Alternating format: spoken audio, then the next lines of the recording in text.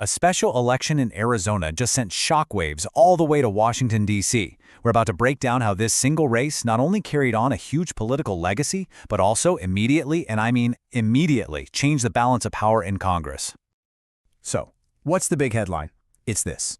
Adelita Grijalva just became the very first Latina ever elected to Congress from the state of Arizona. This is a massive, historic moment, and we're going to get into exactly why it matters so much. And you can just feel the electricity behind that win in this quote from Tucson's mayor, Regina Romero. It really captures this feeling that a new chapter is starting, not just for Grijalva, but for the communities she represents. It's this sense of arrival, but also a clear-eyed look at the hard work that's just beginning. All right, first up, let's unpack just how big of a deal this victory really is for Arizona. Grijalva's win in the 7th District. I mean, this is so much more than just a personal victory. It's a huge milestone for Latinx political power, especially in a critical battleground state like Arizona. And get this, Latinas make up 1 out of every 5 women voters in the state. So this win, it isn't just symbolic. It's a reflection of the real growing power of a crucial part of the electorate. But here's the thing. This story isn't just about a historic first. It's also about family. It's about continuing a political legacy that was decades in the making, and it all starts with her father. You have to see this timeline to really get it. This path to Washington was paved over 50 years. It started back in the 70s with her dad, Raul Grijalva, who built a whole movement and then held this very same congressional seat for more than 20 years. And all that time, Adelita was forging her own path in public service, from the local school board to becoming the first Latina to chair the Pima County Board of Supervisors. And now, well, now she's won her father's old seat. And this quote right here says it all. She's fully acknowledging that powerful legacy, but she's also making it crystal clear that she is her own politician, with her own vision. You know, it's a really tough balancing act, honoring the past while defining her own future, and she is tackling it head on. So what does a victory like this actually look and feel like on the ground? Well, the contrast between the 2 campaign headquarters on election night, it tells you everything you need to know. Okay, picture this. On one side, you have Grijalva's victory party at the El Casino Ballroom. The mood was described as ebullient. We're talking booming music, piercing cheers, and they were even blasting Girl on Fire by Alicia Keys when she walked in. Then, on the other side of town, at Brother John's barbecue, her opponent's party was, well, a much quieter scene. His concession speech even mentioned plans to go fishing to forget about the whole thing. The difference in vibe just speaks volumes. And yep, the numbers absolutely back that up.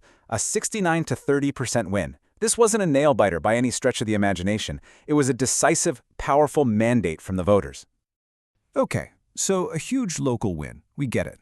But why are we saying this is making waves all the way in Washington? This, my friends, is where the story gets really fascinating. So before this election, the Republican majority in the House was already razor thin. I mean, look at that, 219 to 213. In a chamber that is this divided, every single vote is absolutely critical. Then Grijalva wins, and just like that, the margin shrinks even more. It's now 219 to 214. The GOP's grip on their majority just got a little bit weaker.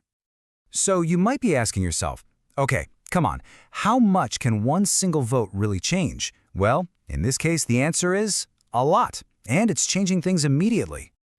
There is a major bipartisan effort happening in the House right now to try and force the Justice Department to release more of its files related to Jeffrey Epstein. And to do that, they have to use this special legislative tool called a discharge petition. Now that petition needs exactly 218 signatures to force a vote on the issue.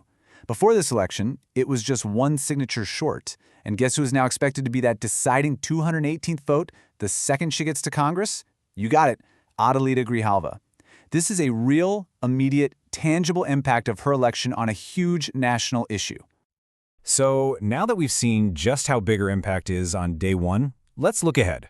What kind of voice is Adelita Grijalva actually going to be in Congress? Well, first, you have to understand who she represents. Her district is historically one of the most Democratic in all of Arizona. You've got registered Democrats nearly doubling the number of Republicans, plus a huge block of independents. It's a district that really empowers a progressive platform. And her stated priorities line up with that perfectly. She's talking about championing universal preschool, protecting reproductive rights, and focusing on environmental justice. She's also made it really clear she wants to continue her father's work by getting on the Education and Workforce Committee, and that she's ready to push back hard against what she calls the MAGA agenda. Grijalva has called herself a guerrera. That's Spanish for a female warrior. And this quote, where she uses the word ganas, it just captures that spirit perfectly. Ganas is one of those words that's hard to translate. It's like this deep down drive, this grit, this desire. She's basically saying she's ready to bring that fighting spirit to Washington. So what we're seeing is a powerful legacy continuing, but a brand new, distinct voice arriving on the national stage. A voice that, as we've seen, is already making an impact. And that leaves us with a big question moving forward. Just how will this new voice reshape the political conversation, not just for Arizona, but for the entire nation?